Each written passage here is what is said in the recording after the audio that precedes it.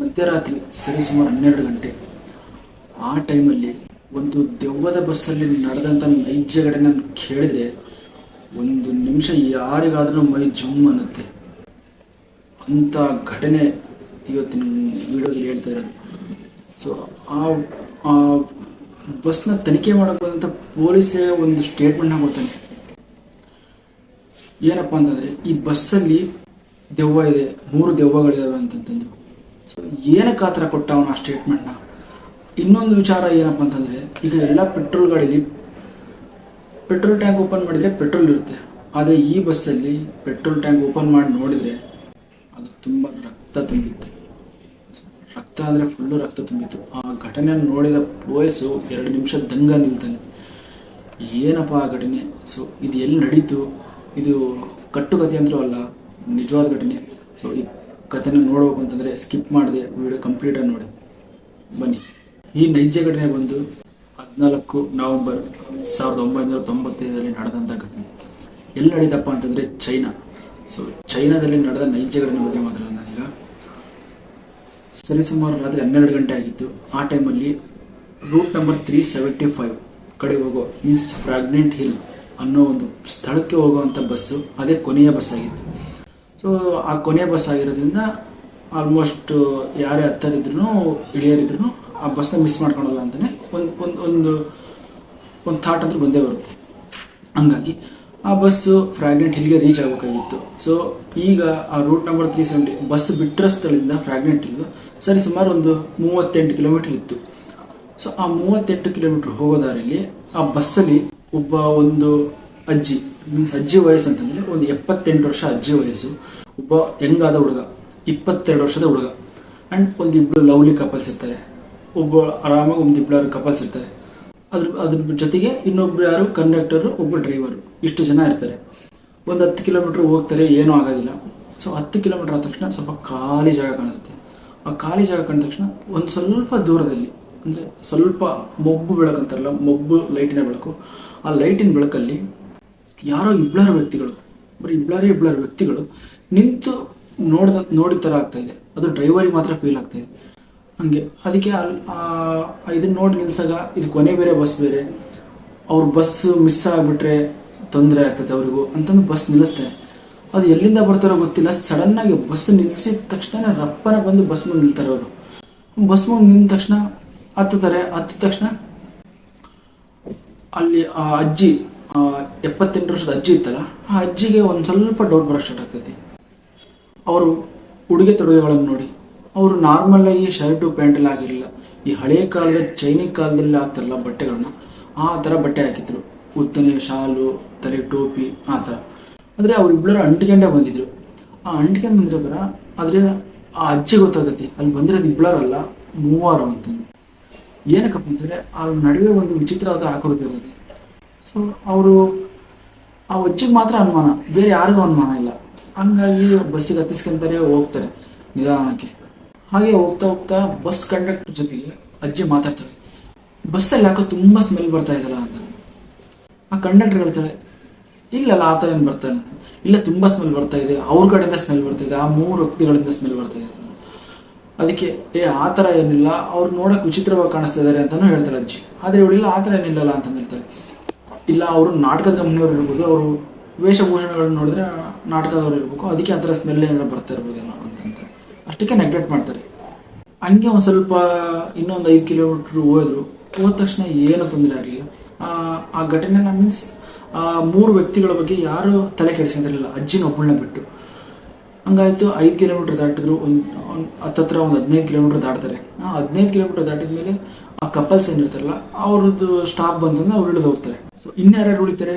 Conductor, driver, ಅಜ್ಜಿ ಮತ್ತು 22 ವರ್ಷದ ಹುಡುಗ, ಇನ್ನು ಈ 3 ಜನ ಆ ರಹಸ್ಯವಾಗಿ ಬಂದಿರ್ತಾರಲ್ಲ ಆ 3 ಜನ. ಸೊ ಬಂದಿರ್ತಾರೆ. ಆ 3 ಜನ ಹಿಂದ್ಗಡೆ ಸೀಟಲ್ಲಿ ಕುಂತಿರ್ತಾರೆ. ಈ ಅಜ್ಜಿ ಸ್ವಲ್ಪ ಮುಂದ್ಗಡೆ ಸೀಟಲ್ಲಿ ಕುಂತಿರ್ತಾರೆ, ಹುಡುಗ ಸ್ವಲ್ಪ ಅಜ್ಜಿಯಿಂದ ಒಂದು ಸ್ವಲ್ಪ ಹಿಂದ್ಗಡೆ ಕೂತ್ಕೊಂಡಿರ್ತಾನೆ. ಮೀನ್ಸ್ ಒಂದು 2-3 ಸೀಟ್ ಬಿಟ್ಟು ಕೂತ್ಕೊಂಡಿರ್ತಾನೆ ಅಷ್ಟೇ ಹಿಂದ್ಗಡೆಗೆ. ಸಡನ್ ಆಗಿ ಇದ್ದಕ್ಕಿದ್ದಂಗೆ ಅಜ್ಜಿಗೆ ಏನಾಯ್ತು ಗೊತ್ತಿಲ್ಲ, ಅಜ್ಜಿ ಕೂಗಕ್ಕೆ ಸ್ಟಾರ್ಟ್ ಮಾಡ್ತಾರೆ. ಏನಂತ ಕೂಗ್ತಾರೆ, ನನ್ನ ಪರ್ಸ್ ಕಾಣ್ತಿಲ್ಲ, ಆ ಸಣ್ಣ ಹುಡುಗನೇ ತಗೊಂಡಿದ್ದಾನೆ ನನ್ನ ಪರ್ಸ್ನ ಅಂತ ಕೂಗಕ್ಕೆ ಜೋರ ಸ್ಟಾರ್ಟ್ ಮಾಡ್ತಾಳೆ. ಅದಕ್ಕೆ ಆ ಹುಡುಗ ಒಂಥರ ಗಾಬರಿ ಆಗ್ಬಿಡ್ತಾನೆ. ನಾನು ನೋಡಿದ್ರೆ 2 ಮುಂದೆ 3 ಸೀಟ್ ಹಿಂದೆ ಇದ್ದೀನಿ, ನಾನು ಯಾಕೆ ಕಳುವು ಮಾಡಲಿ ಸೀಟ್ನ, ನಾನು ಏನಕ್ಕೆ ಕಳುವು ಮಾಡಲಿ ಪರ್ಸ್ನ ಅಂತಂದು ಅವನು ಒಂಥರ ಶಾಕ್ ಆಗ್ತಾನೆ. ಅದಕ್ಕೆ ಕಂಡಕ್ಟರ್ ಜೊತೆಗೆ ಹೇಳ್ತಾನೆ, ಅವ್ನು ಅಷ್ಟು ದೂರದನ್ನೇ ನಿನ್ನ ಪರ್ಸ್ ಹೆಂಗೆ ಕದ್ದಿದ್ದಕ್ಕೆ ಸಾಧ್ಯ ಅಂತಂದು. ಅದಕ್ಕೆ ಇಲ್ಲ ಅವನೇ ಕದ್ದಿದ್ದಾನೆ, ನನಗೆ ಪರ್ಸ್ ಬೇಕು ಅಂತಂದು ಆ ಅಜ್ಜಿ ಫುಲ್ ಹಠ ಮಾಡೋಕ್ಕೆ ಸ್ಟಾರ್ಟ್ ಮಾಡ್ತಾಳೆ. ಹಠ ಮಾಡೋಕ್ಕೆ ಸ್ಟಾರ್ಟ್ ಆದಮೇಲೆ ನೀವು ಇದೇ ಥರ ಜಗಳ ಮಾಡಿದರೆ ಬಸ್ ಮುಂದಕ್ಕೆ ಹೋಗೋಕ್ಕಾಗಲ್ಲ ಅಂತಂದು ಡ್ರೈವರ್ ಹೇಳ್ತಾನೆ. ಅದಕ್ಕೆ ಇಲ್ಲ ನಾವು ನಿಲ್ಲಿಸ್ರಿ ನೀವು ಅಂತಂದು ಏನೋ ಆ ಅಜ್ಜಿ ಭಾಳ ಹಠ ಮಾಡೋದ್ರಿಂದ ಅವ್ರನ್ನ ಬರೋ ನೆಕ್ಸ್ಟ್ ಸ್ಟಾಪಲ್ಲಿ ಆ ಹುಡುಗ ಮತ್ತು ಆ ಅಜ್ಜಿನ ಇಳಿಸ್ತಾರೆ. ಇಳಿಸಿದಾಗ ಇಳಿಸಿದ ತಕ್ಷಣನೇ ಆ ಹುಡುಗ ಒಂದು ಮಾತಾಡ್ತಾನೆ, ಅಜ್ಜಿ ನಾನು ದೇವರನ್ನೇ ಹಾಕಿ ಹೇಳ್ತಾ ಇದ್ದೀನಿ, ನಾನು ನಿಮ್ಮ ಪರ್ಸ ತಗೊಂಡಿಲ್ಲ ಅಂತಂದು. ಅದಕ್ಕೆ ಆ ಅಜ್ಜಿ ಎಷ್ಟು ಚೆನ್ನಾಗಿ ಉತ್ತರ ಕೊಡ್ತಾ ಹೋಗ್ತಾ, ನನಗೆ ಗೊತ್ತು ಮಗ ನೀನು ತಗೊಂಡಿಲ್ಲ ಆ ಪರ್ಸ್ನ ಅಂತ, ಬಟ್ ನನಗೆ ಆ ಬಸ್ಸಲ್ಲಿ ಏನೋ ವಿಚಿತ್ರ ಅನಿಸ್ತಾ ಇತ್ತು, ಹಂಗಾಗಿ ನಾನು ನಿನ್ನನ್ನು ಮೊದಲು ಆ ಬಸ್ಸಿಂದ ಹೊರಗಡೆ ಕರ್ಕೊಂಬರ್ಬೇಕಾಗಿತ್ತು, ಹಂಗಾಗಿ ನಾನು ಆ ಥರ ನಿನ್ನ ಮೇಲೆ ಅಪರಾಧ ಓಡಿಸೋಕ್ಕಾಯ್ತು ಅಷ್ಟೇ, ಏನೋ ಅನ್ಕೊಬೇಡ, ನನಗೆ ಯಾಕೋ ಆ ಬಸ್ಸು ಸರಿ ಕಾಣಿಸ್ತಿರ್ಲಿಲ್ಲ ಅಂತಂದು ಹೇಳಿದ್ವಿ. ಆಗಾಯ್ತು. ಅದಾದಮೇಲೆ ಅಜ್ಜಿ ಏನು ನಿನಗೆ ಆ ಥರ ಅನ್ನಿಸ್ತು ಅಂತಂದು ಕೇಳ್ತಾನೆ ಹುಡುಗ. ಅದಕ್ಕೆ ನಾನು ಸಡನ್ನಾಗಿ ಹಿಂತಿರುಗಿ ನೋಡಿದಾಗ ಗಾಳಿ ಬರ್ತಾ ಇತ್ತಲ್ಲ, ಆ ಟೈಮಲ್ಲಿ ಅವ್ರದ್ದು ಬಟ್ಟೆ ಏನಿತ್ತು ಸ್ವಲ್ಪ ಮೇಲೆ ಆರ್ತಾ ಇತ್ತು, ಆದರೆ ಅವ್ರಿಗೆ ಆ ಬಟ್ಟೆ ಸಂದಿಯಲ್ಲಿ ನೋಡಿದಾಗ ಅವ್ರಿಗೆ ಕಾಲ್ಗಡೆ ಇರಲಿಲ್ಲ. ಆ ವಿಷಯ ಕೇಳಿದ ತಕ್ಷಣ ಹುಡುಗ ಎದುರು ಸ್ಟಾರ್ಟ್ ಆಗ್ಬಿಡ್ತಾನೆ. ಸೊ ನನಗೇನಕ್ಕೋ ಇದು ತುಂಬ ಹೆದರಿಕೆ ಆಗ್ತಾಯಿದೆ, ಇದು ಸರಿ ಇಲ್ಲ ಅಂತಂದು ಹೇಳಿದ ತಕ್ಷಣ ಪೊಲೀಸ್ ಸ್ಟೇಷನ್ಗೆ ಹೋಗೋಣ ಅಂತಂದು ಆ ಅಜ್ಜಿ ಹೇಳ್ತಾಳೆ. ಅದಕ್ಕೆ ಪೊಲೀಸ್ ಸ್ಟೇಷನ್ಗೆ ಬೇರೆ ಹೋಗ್ತಾರೆ. ಪೊಲೀಸ್ ಸ್ಟೇಷನ್ಗೆ ಹೋಗಿ ಕಂಪ್ಲೇಂಟ್ ಕೊಡೋಕ್ಕಂತಂದು ಇನ್ಸ್ಪೆಕ್ಟರ್ ಹತ್ರ ಹೋಗಿ ಕೇಳಿದಾಗ ನಡೆದಿರೋ ಘಟನೆಯೆಲ್ಲ ಹೇಳ್ತಾರೆ, ಈ ಥರ ಆಯಿತು ಅಂತಂದು. ಅದಕ್ಕೆ ಪೊಲೀಸ್ ಏನಂತಾರಪ್ಪ ಅಂದರೆ, ಅಜ್ಜಿ ನಿನಗೆ ವಯಸ್ಸಾಗಿದೆ, ನೀನು ಹೇಳೋದು ಯಾವ ನಂಬೋಕ್ಕಾಗಲ್ಲ, ಇರಲಿ ನಾವೇ ನಿಮ್ಮನ್ನ ಎಲ್ಲಿಗೆ ಹೋಗ್ಬೇಕಾದ್ರೆ ಹೇಳ್ಬಿಡ್ತೀವಿ, ಸುಮ್ಮನೆ ಈ ಥರ ಎಲ್ಲ ಕಂಪ್ಲೇಂಟ್ ತಗೊಳಕ್ಕಾಗಲ್ಲ ಅಂತಂದೆಲ್ಲ ಹೇಳ್ತಾರೆ. ಆ ಅಜ್ಜಿ ಮಾತನ್ನ ಯಾರೂ ನಂಬೋದೇ ಇಲ್ಲ. ಹಂಗಾಗಿ ಅದಕ್ಕೆ ಅಜ್ಜಿನೂ ಇಲ್ಲ ನಾನು ಹೋಗ್ತೀನಿ, ನನಗೆಲ್ಲ ಗೊತ್ತು, ನಾನು ಹೋಗ್ತೀನಿ, ಬಟ್ ನಾನು ಹೇಳ್ತಾ ಇರೋದೆಲ್ಲ ನಿಜ ಅಂತ ಪಾಪ ಎಷ್ಟು ಹೇಳಿದ್ರು ಯಾರು ನಂಬಲ್ಲ ಅಷ್ಟೇ. ಅದಾಯಿತು. ಅದಾದ ತಕ್ಷಣ ಅಜ್ಜಿ ನಂಬಲಿಲ್ಲ ತಕ್ಷಣ ಸುಮ್ಮನೆ ಅಜ್ಜಿ ಆ ಹುಡುಗನ ಕರ್ಕೊಂಡು ಹೋಗ್ತಾರೆ. ನೆಕ್ಸ್ಟ್ ದಿನ ಪೊಲೀಸ್ ಸ್ಟೇಷನ್ಗೆ ಒಂದು ಸುದ್ದಿ ಬರುತ್ತೆ, ಹಿಂಗೆ ಒಂದು ಬಸ್ ಕಾಣೆಯಾಗಿದೆ ಅಂತಂತಂದು. ಬಸ್ ಕಾಣೆಯಾಗಿದೆ, ಬಸ್ಸಲ್ಲಿರೋ ವ್ಯಕ್ತಿಗಳು ಕಾಣೆಯಾಗಿದ್ದಾರೆ ಅಂತ. ಅದಕ್ಕೆ ಒಂದು ನಿಮಿಷ ಯೋಚನೆ ಮಾಡ್ತಾರೆ, ನಿನ್ನೆ ಅಜ್ಜಿ ಬಂದು ಮಾತಾಡಿತ್ತಲ್ಲ ಅದು ಯಾವುದು, ಸೊ ಎದ್ರ ಬಗ್ಗೆ ಮಾತಾಡಿತ್ತು, ನಿನ್ನೆ ನಾವು ತಮಾಷೆ ಮಾಡಿಬಿಟ್ವಲ್ಲ ಅಂತಂದು. ಅದಕ್ಕೆ ನಿನ್ನೆ ಆ ಮಾತನ್ನ ಸೀರಿಯಸ್ ಆಗಿ ಯಾರು ತಗೊಂಡಿರಲ್ಲ. ಆದರೆ ಇವತ್ತು ನೋಡಿದರೆ ಅದೇ ಬಸ್ಸು ಕಾಣೆಯಾಗಿರುತ್ತೆ. ಆ ಅಜ್ಜಿ ಎಲ್ಲಿ ಸ್ಟಾಪ್ ಇಡ್ತಾರೋ ಅಲ್ಲಿ ತನಕ ಮಾತ್ರ ಆ ಬಸ್ ಕಾಣಿಸ್ತಾ ಇರ್ತೈತಿ, ಅಂದರೆ CCTVಯಲ್ಲಿ ಸರಿಯಾಗಿರ್ತೈತಿ.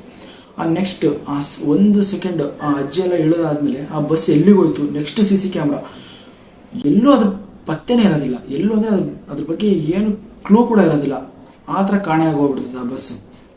ಅದಕ್ಕೆ ಸಂಜೆ ಆಗತ್ತೆ. ಸಂಜೆ ಆದಾಗ ಪೊಲೀಸ್ ಸ್ಟೇಷನ್ಗೆ ಒಂದು ಫೋನ್ ಬರ್ತೈತಿ. ಸರಿ ಸುಮಾರು ಆ ಪೊಲೀಸ್ ಸ್ಟೇಷನಿಂದ ಒಂದು 100 ಕಿಲೋಮೀಟರ್ ದೂರದಲ್ಲಿ ಒಂದು ಬಸ್ಸು ಒಂದು ನದಿಯೊಳಗೆ ಮುಳುಗಿತ್ತು ಅಂತ. ಸೊ ಆ ನದಿ ಒಳಗೆ ಮುಳುಗಿತ್ತು ಅಷ್ಟೇ ಗೊತ್ತಾಗೋದು, ಮತ್ತೆ ಇನ್ನೇನು ಗೊತ್ತಾಗಲ್ಲ, ಆ ನದಿ ಒಳಗೆ ಮುಳುಗಿತ್ತು ಅಂತ. ಅದಕ್ಕೆ ನೆಕ್ಸ್ಟ್ ಆ ಪೊಲೀಸೆಲ್ಲ ಅಲ್ಲಿಗೆ ಹೋದಾಗ ಬಸ್ನ ಮೇಲೆ ಎತ್ತಾರಲ್ಲ, ಆ ಮೇಲೆ ಎತ್ತಿದಾಗ ಅದರಲ್ಲಿ ಯಾರ್ಯಾರಿದ್ರು, ಕಂಡಕ್ಟರು, ಬಸ್ ಡ್ರೈವರು, 3 ಜನ ವ್ಯಕ್ತಿಗಳು. ಸೊ ಆ 3 + 2 5 ಜನ ಡೆಡ್ ಬಾಡಿಗಳು ಹಂಗೆ ಬಿದ್ದಿದ್ದು. ಆದರೆ ಏನು ವಿಚಾರ, ಏನು ಒಂಥರ ವಿಸ್ಮಯ ಅಂತಂದರೆ, ಆ 3 ಜನ ವ್ಯಕ್ತಿಗಳು ಯಾರು ರಹಸ್ಯವಾಗಿ ಬಂದಿದ್ರು ಅಂತಂದಿಲ್ಲ, ಅವ್ರದ್ದು ಬಾಡಿ ನೋಡಿದ್ರೆ ಎಷ್ಟೋ ವರ್ಷಗಳ ಕಾಲ ಹಿಂದೆ ಸತ್ತಿರೋ ಬಾಡಿ, ಈ ಡಿಕಂಪೋಸ್ ಆಗದೇನೆ ಇರುತ್ತಲ್ಲ ಆ ಥರ ಬಾಡಿ ಇತ್ತು. ಆದರೆ ಇವ್ರಿಬ್ಬರು ಸತ್ತಿರ್ತಾರಲ್ಲ ಅವ್ರದ್ದು ಫ್ರೆಶ್ ಬಾಡಿ ಇತ್ತು. ಅದನ್ನು ನೋಡಿದ ಎಲ್ಲ ಟೀಮವರು ಶಾಕಲ್ಲಿ ಸುಮ್ಮನೆ ನಿಂತ್ಕೊಂಡ್ಬಿಡ್ತಾರೆ, ಏನು ಹೇಳ್ಬೇಕು ಅಂತ ಗೊತ್ತಾಗಲ್ಲ. ಆ ನಿನ್ನೆ ಬೇರೆ ಅಜ್ಜಿ ಆ ಥರ ದೆವ್ವದೆಲ್ಲ ಹೇಳ್ತಿತ್ತು, ಇಲ್ಲಿ ನೋಡಿದ್ರೆ ಅದೇ ಥರ ಆಗ್ತೈತಿ ಅಂತಂದು. ಅದಕ್ಕೆ ಬಾಡಿನೆಲ್ಲ ಸೈಡಿಗೆ ತೆಗೆದಿಟ್ಟಾದ್ಮೇಲೆ ಬಸ್ನ ನಿಲ್ಲಿಸಿ ಬಸ್ನ ಒಂಥರ ತನಿಖೆ ಮಾಡಬೇಕಾದ್ರೆ ಆ ಟ್ಯಾಂಕ್ ಓಪನ್ ಮಾಡ್ತಾರೆ, ಪೆಟ್ರೋಲ್ ಟ್ಯಾಂಕ್ ಓಪನ್ ಮಾಡಿದಾಗ ಒಬ್ಬೊಬ್ರು ಬಾಯಿ ಮೇಲೆ ಬೆರಳು ಹಿಡ್ಕೊಂತಾರೆ. ಆ ಟ್ಯಾಂಕ್ ತುಂಬ, ಬಸ್ ಟ್ಯಾಂಕ್ ತುಂಬಾನು ಫುಲ್ಲು ರಕ್ತ ಅಂದರೆ ರಕ್ತ, ಅಷ್ಟು ರಕ್ತ ಎಲ್ಲಿಂದ ಬಂತು? ಅದು ನೀರಲ್ಲಿ, ಅದು ಪ್ಯಾಸೆಂಜರ್ ಇರೋದೇ 5 ಜನ. ಸೊ ಅಷ್ಟು ಜನರಿಂದ ಆ ಟ್ಯಾಂಕ್ ತುಂಬ ಅಂತ ರಕ್ತ ಎಲ್ಲಿಂದ ಬಂತು ಅಂತ ಒಂಥರ ಎಲ್ಲರ ತಲೆಯಲ್ಲೂ ಕ್ವಶನ್ ಮಾರ್ಕ್ ಆದಂಗೆ ಆಗಿಬಿಡ್ತು. ಇಷ್ಟೆಲ್ಲ ಆದಮೇಲೆ ಈ ಘಟನೆ ಒಂಥರ ಎಷ್ಟು ಮಿಸ್ಟೀರಿಯಸ್ ಆಯ್ತಪ್ಪ ಅಂತಂದರೆ, ತಿರುಗಿ ದಿನ ಮಾರನೇ ದಿನ ಎಲ್ಲ ನ್ಯೂಸ್ ಪೇಪರ್ಲು ಅದೇ ಹೆಡ್ಲೈನು, ಅದರದ್ದೇ ಫೋಟೋ. ಅಷ್ಟು ಮಿಸ್ಟರಿಯಾಗಿ ಅಷ್ಟು ಒಂಥರ ನ್ಯೂಸ್ ಸ್ಟಾರ್ಟ್ ಆಗ್ಬಿಡ್ತು. ಏನಪ್ಪ ಅಂದರೆ ರೂಟ್ ನಂಬರ್ 375. ಸೊ ಈ ಬಸ್ಸಲ್ಲಿ ಹೋಗೋಕ್ಕೆ ಚೀನಾದಲ್ಲಿ ಎಷ್ಟೋ ವರ್ಷಗಳ ಕಾಲ ಸಂಜೆ ಆಯಿತು ಅಂತಂದರೆ ಆ ಬಸ್ಸಲ್ಲಿ ಹೋಗೋಕ್ಕೆ ಯಾರು ಕೂಡ ತಲೆ ಆಗ್ತಾ ಇರಲಿಲ್ಲ. ಆ ಬಸ್ ಮೀನ್ಸ್ ಆ ರೂಟಲ್ಲಿ ಹೋಗೋಕ್ಕೆ ಸಂಜೆ ಹೊತ್ತು ಅಷ್ಟು ಮಿಸ್ಟರೀಸ್ ಅಂದರೆ ಅಷ್ಟು ಮಿಸ್ಟರೀಸ್ ಆಯಿತು. ಆ ಬಾಡಿಗಳು ಎಲ್ಲಿಂದ ಬಂದವು, ಅದನ್ನು ಯಾರು ಕೊಲೆ ಮಾಡಿದ್ರು, ಅಥವಾ ಅದು ಬಂದಿರೋದು ದೆವ್ವಗಳು ಅಥವಾ ಪ್ಯಾರಾನಾರ್ಮಲ್ ಆಕ್ಟಿವಿಟಿನೋ ಅಥವಾ ಪ್ರೀಪ್ಲ್ಯಾಂಡ್ ಮರ್ಡರು ಏನೂ ಗೊತ್ತಿಲ್ಲ. ಅದ್ರ ಬಗ್ಗೆ ಈಗೂ ಕೂಡ ಅದು ಮಿಸ್ಟರಿಯಾಗಿ ಉಳಿದಿದೆ. ಅದು ಈಗ ಎಷ್ಟು ವರ್ಷ ಕಳೀತು, ಆ ಕೇಸಿಗೆ ಮಾತ್ರ ಸೊಲ್ಯೂಷನ್ನೇ ಸಿಗಲಿಲ್ಲ. ಈಗಲೂ ಚೀನಾದಲ್ಲಿ 375 ರೌಟ್ ನಂಬರ್ ಅಂತ ಕೇಳಿದರೆ ಒಂದು ನಿಮಿಷ ಎಲ್ಲರೂ ದಂಗಾಗೋಗ್ತಾರೆ.